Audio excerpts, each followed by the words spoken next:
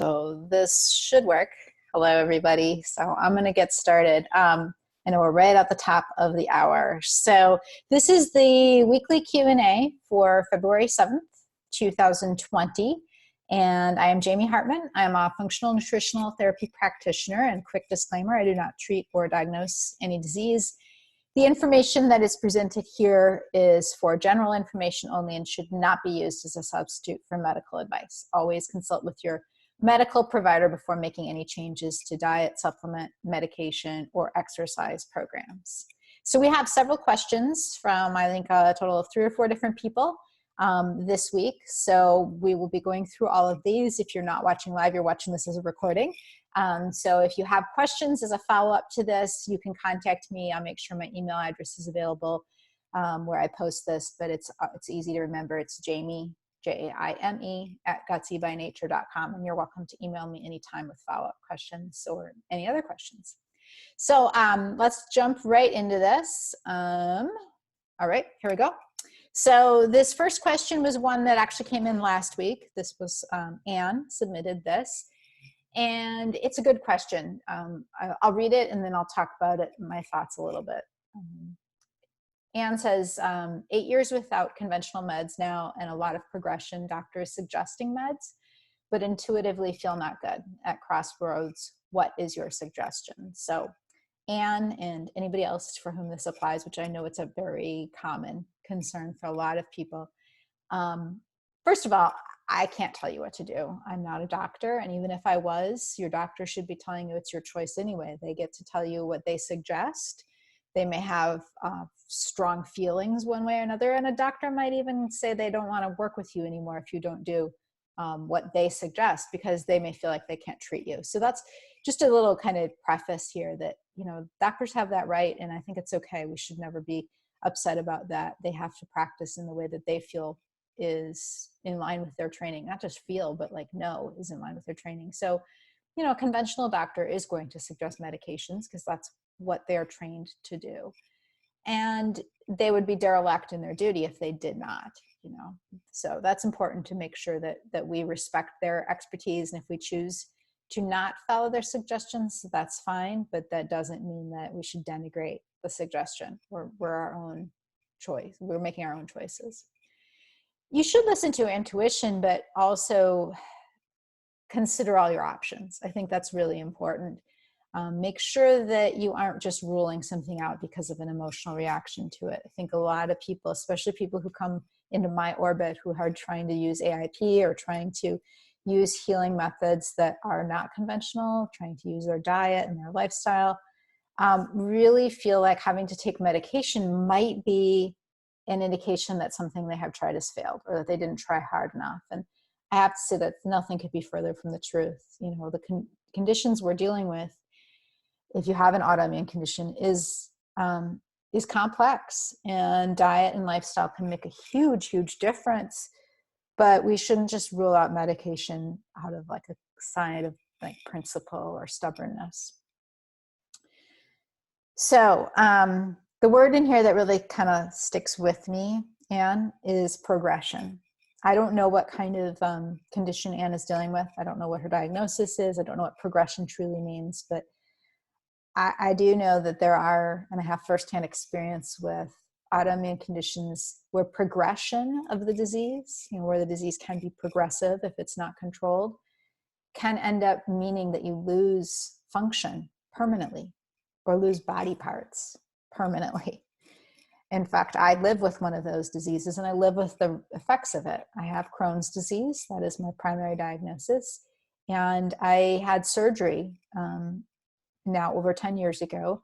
Fortunately, in the end, I didn't have to lose my whole colon, but I had a very rough time. I lost part of it. And I know how serious that is. And that happened mainly because for the first decade of my time with Crohn's disease, I'm in my 40s now, and I was diagnosed when I was 19. we didn't have good medications. You know, the biologic medications that exist now were still just in development. And even once they did exist, they didn't quite know how to use them, what kind of dosing. And so I had a lot of ups and downs and a lot of disease progression, and ended up with scar tissue and had to have surgery. I have other friends who have something, you know, different types of conditions like rheumatoid arthritis, and who have ended up, you know, if it wasn't managed, it's not just, you know, you live with pain, and you might also have something happen that requires you to have surgery or to lose function. If you aren't already familiar with Eileen Laird, her blog Phoenix Helix, and her podcast, I would suggest you check that out for that medication question. You know, Eileen will tell you right away that, you know, she didn't want to take medications for her rheumatoid arthritis, but ended up realizing she needed to when she lost some function in her shoulder. And ended up, you know, going through that whole process and did it very publicly. She had a couple of podcasts, a couple of blog posts. I was on one of her podcasts talking about medication decisions.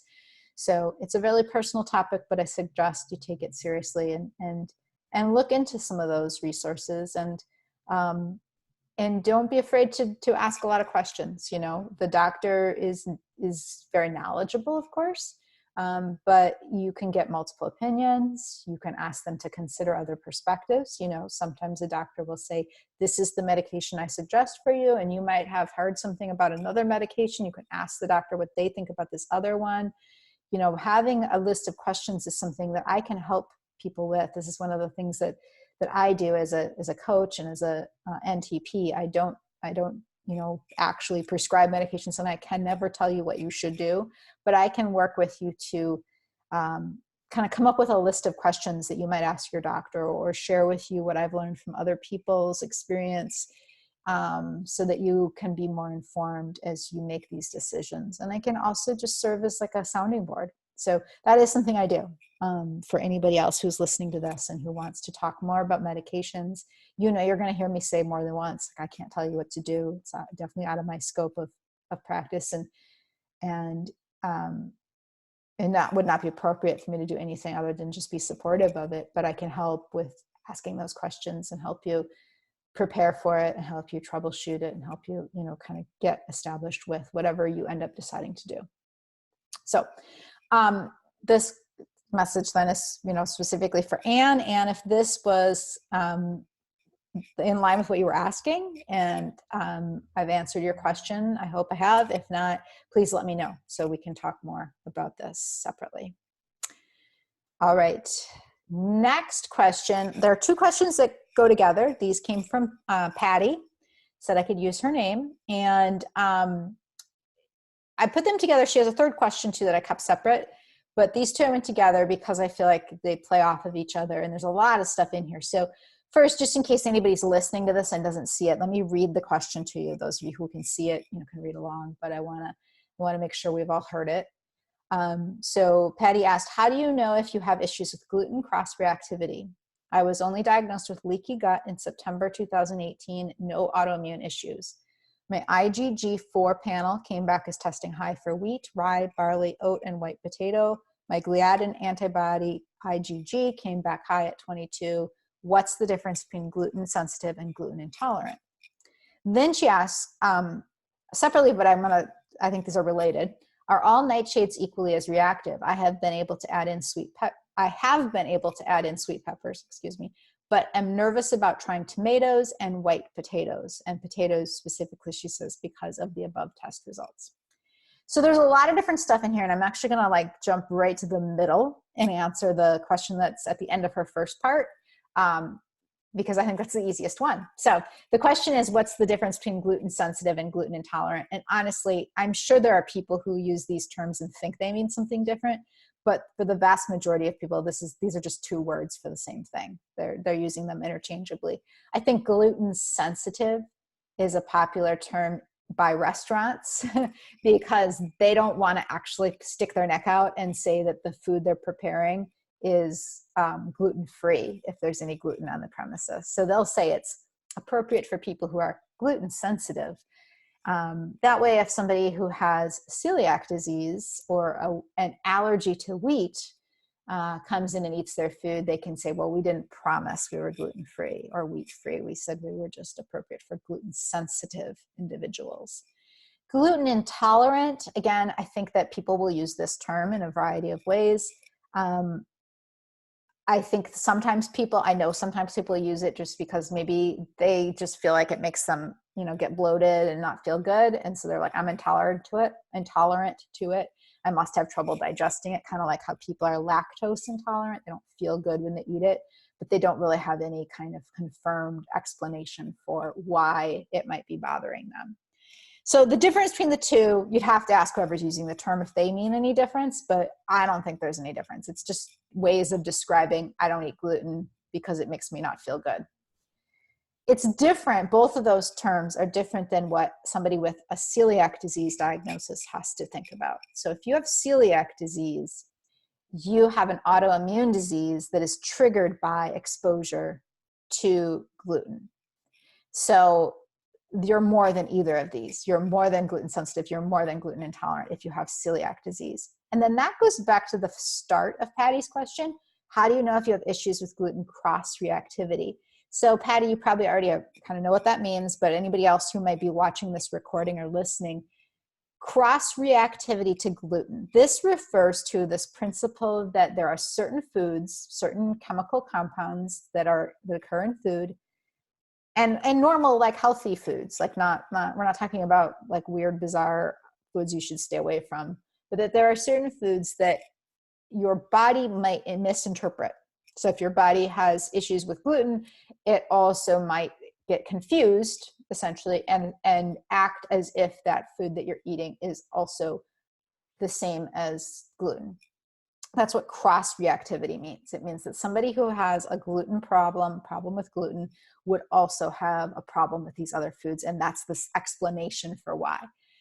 Now, how do you know if you have issues with it? First of all, the testing and the work that has been done with gluten cross-reactivity was done specifically in relation to those people I was just talking about who have celiac disease. It's not been done in relation to people who have a gluten sensitivity, have other autoimmune diseases, have just gluten, like I don't feel good when I eat it kind of issues.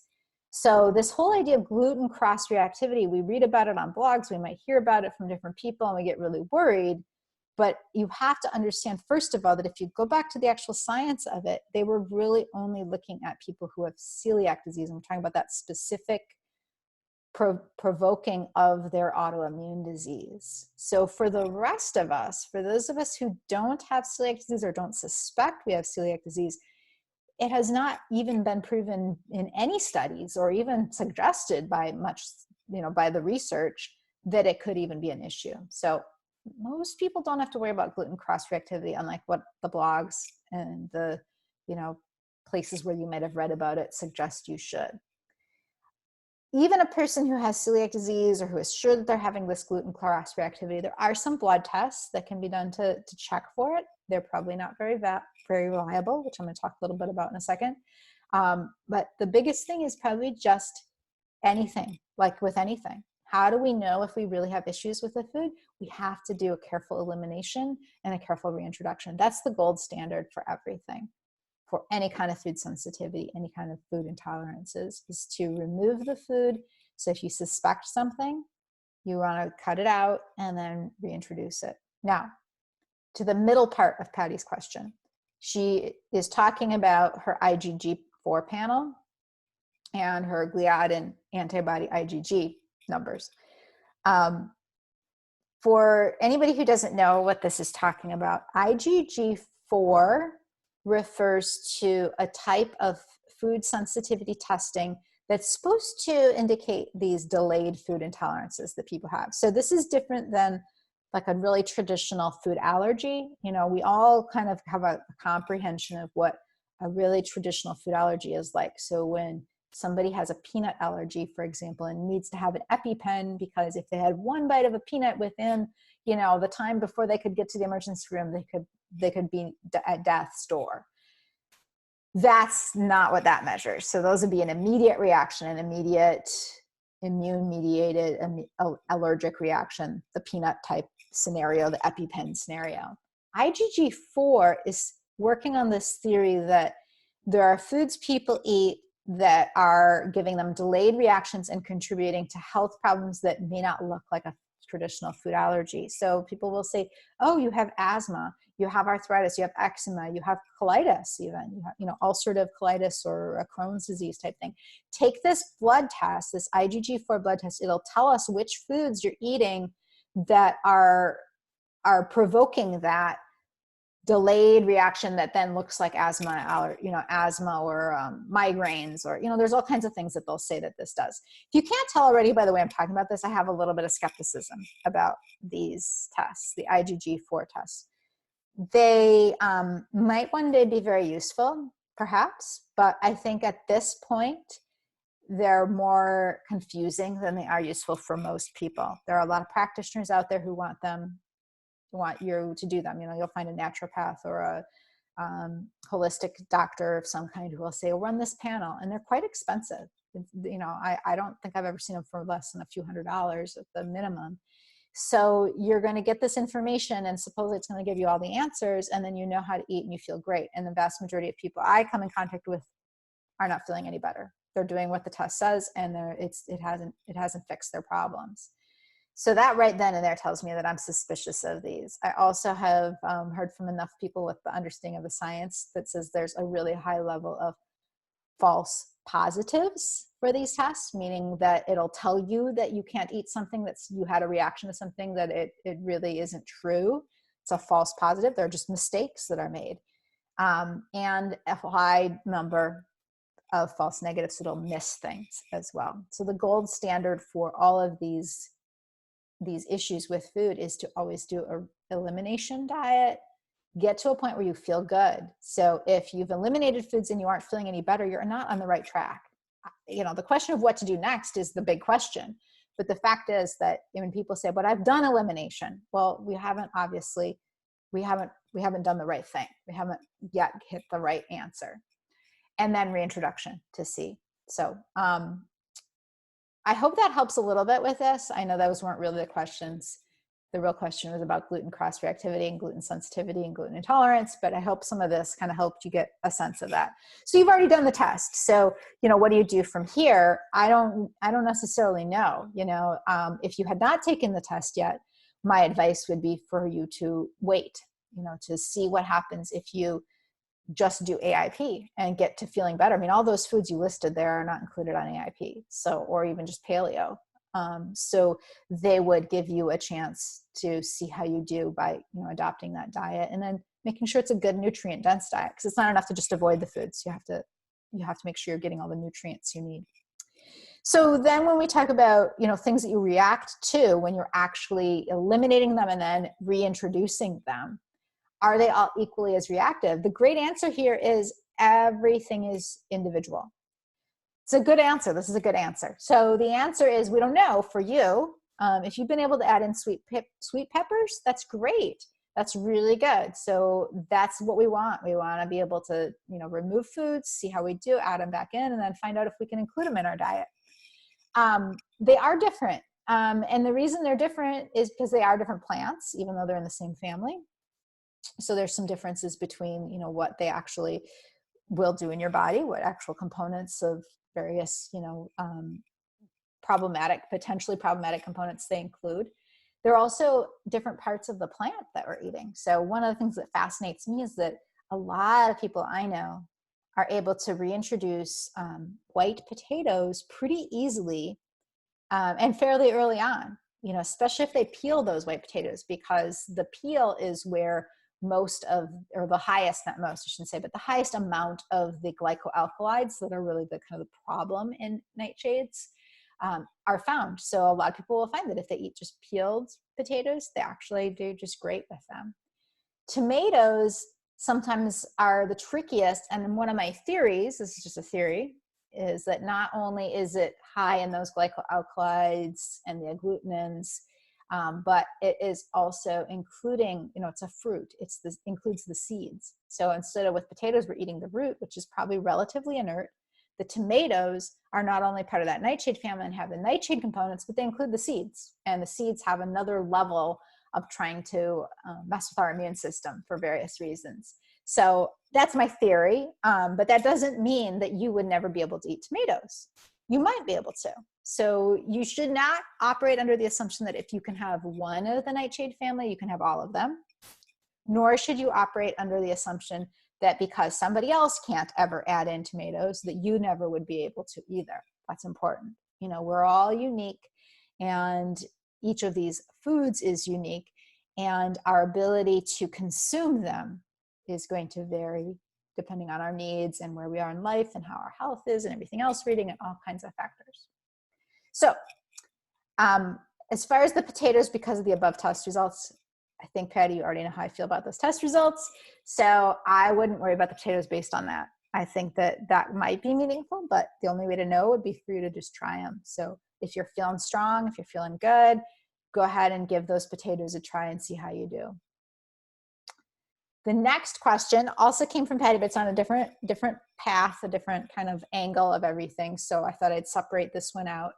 And believe it or not, this is not an uncommon issue, Patty. So let me read it again in case there's anybody who's hearing this but is not able to see it. I always want to make sure I remember to do that. So here was what Patty wrote. So this is embarrassing. It's not Patty, that's my editorializing. It's not. This is just our bodies. I have been following AIP since the leaky gut diagnosis and have slowly added back in some foods. Something is giving me awful gas, but I'm not sure how to figure out exactly what food it is. I think there is a correlation with eating foods with higher carbs or sugar. I'm trying to keep a food journal, but not sure how long it takes the body to start producing this lovely byproduct after eating a food. Any advice? I get what you mean. So it's that like scenario of like, okay, it's like 7 p.m. and I have gas. Is that from what I just ate at dinner, or from what I ate at breakfast, or from what I ate at dinner yesterday, or all of the above? What is it? And I would be really nice if I could just tell you it's a formula, it is this many hours, and you'll know for sure, because that would be helpful. But unfortunately, I can't do that. There's no way of knowing that. It's not that simple. So it is entirely possible too that you might have that gas be more of a concern in different combinations of food, timing of your meals. It might not just be that it's a particular food. There can be a lot of factors that go into play here. And one of the things simply is that you sometimes just have to wait it out. This happens a lot to people when they're starting AIP. Not everybody, but some people go from eating one style of diet and then switch to AIP, and it's such a different composition of foods that that their gut just isn't ready to efficiently process those foods and ends up with some gas. And then the same thing can happen as you're adding back in foods if you're just not ready for those foods. So what I would probably be trying to do is if there was a time when you weren't having this awful gas, see if you can get back to eating that way. Just reset yourself. It doesn't mean that all those foods you've added in you can never have again. We just need to get back to baseline. So that would be my first suggestion. Just see if you can think about, well, how was I eating before this started? And if I can identify that, sometimes it's hard, but that's why keeping a food journal is helpful. Go back to that and just sort of see what happens over a few days. It might not be instant. This is one of the things too that's tough with the gas situation, because it can linger a little bit. So maybe you have a theory that like whatever food I'm eating is causing it. I stop eating that food, and then I still have it a day later. Well, it might take a couple of days for it to fully get out of your system. So give it a couple of days at least. Get to the point, hopefully, where you feel good again, where you aren't experiencing that gas, and then start again with your reintroduced foods, but do them really one at a time and give yourself plenty of time in between. So I don't know how you did your slowly adding back in, if you did the reintroductions the way that you're suggested to do them, but one of the key things is to not rush them. So to really give yourself some time in between and to do that careful observation that you need to do so that you can tell when things have changed. So that's my advice on that. And then the biggest advice probably is just to try to be patient, because it can just improve without you even realizing that anything's happened. There are a few other things to troubleshoot. One would be, if it doesn't get better, by changing back to the way you were eating before.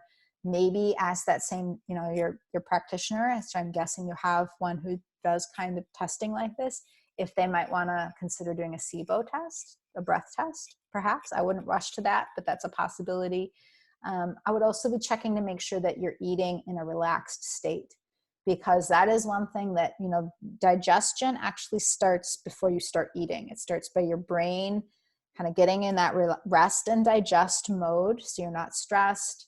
And that triggers then it to produce and release all of the digestive juices, the enzymes, the good stuff you need in order to digest your food. If you don't get into that rest and digest state, it can be a lot more likely that food will get into the intestine, the lower part of the intestine, not yet broken down into its components, and then it becomes food for the bacteria that lives there. So those are little troubleshooting things that you can do yourself. You can just test, how well am I slowing down eating? I could take a few extra breaths before I eat even, or take breaks in the middle of a meal so you're not gulping food down, not eating fast.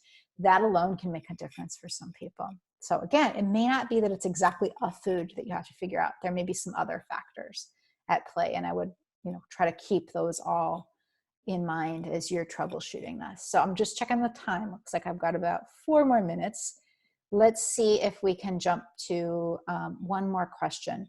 Yeah, we'll do this one, and then I think there's one more after this that I'll save for next week. So this was somebody who wished to be anonymous, but it's a good question. When it comes to avoiding foods, how careful do I really have to be? If I have 1 or 2 bites of something, does it really matter? And I should probably not try to answer this whole question right now. I will promise to talk about this again next week. So if you tune in for the recording or the live session next week, you can hear a little bit more about this. But the thing is that when you're first starting out in AIP, and I don't know where this person is coming from in terms of, where they are in their whole process of experimenting with food or going through AIP, but when you just start an elimination diet, we're trying to run an experiment. We want to get you to a point of feeling really good by avoiding a whole bunch of foods that might be the problem, and then reintroduce some foods, get you to heal, get you to feeling better, and then try to expand your diet. But the thing is that when you're just starting out, we don't actually know which foods are the really, really serious ones for you, because everybody's individual, and we don't know if 1 or 2 bites really does matter. So the best thing to do to make this whole process work for you is to actually act, at least at the start, as best you can without being, you don't want to be too paranoid about anything, but to act as if 1 or 2 bites really does matter, because you'll never know. You can do AIP for the 30 to 90 days. And if you still are experiencing some symptoms, and it's perhaps because, every other day or every couple days you eat a couple bites of something that is completely not compliant, we don't know if it's that AIP isn't working for you, or that you just never really got into the elimination phase properly. So I don't ever want anybody to get paranoid and really stressed out. And I'm certainly not going to try to, appeal to a sense of fear here. I don't want you to act like you have to be fearful of all foods, but if you want to give it a good shot, if you're starting out in AIP, if you want to give it a good shot, you really do have to take it completely seriously. You make a mistake, you accidentally eat something, you just forget, you pop something into your mouth, somebody gives you something they swore was fine, but it's not. You don't panic, you don't freak out, you just carry on. But you do need to make a commitment to yourself that you're going to do everything in your power to not let that happen if you can. So that way it was all worth it. It was all worth all this effort in order to get that full, complete experience and learn how to understand your body. So that is the end of our time. I'll talk a little bit more about this as I start tomorrow, and then I'll go into the rest of the questions and any new questions that get submitted. So anybody who's watching this recording, if you have questions you want to submit, it's included with it. I've got it in the show notes when I publish it and when I email it to you, so you can submit additional questions, and make sure you tune in and watch the follow-up recordings later on if you do. So thank you for your attention. Thank you for your questions. And I'm going to sign off for now. Bye.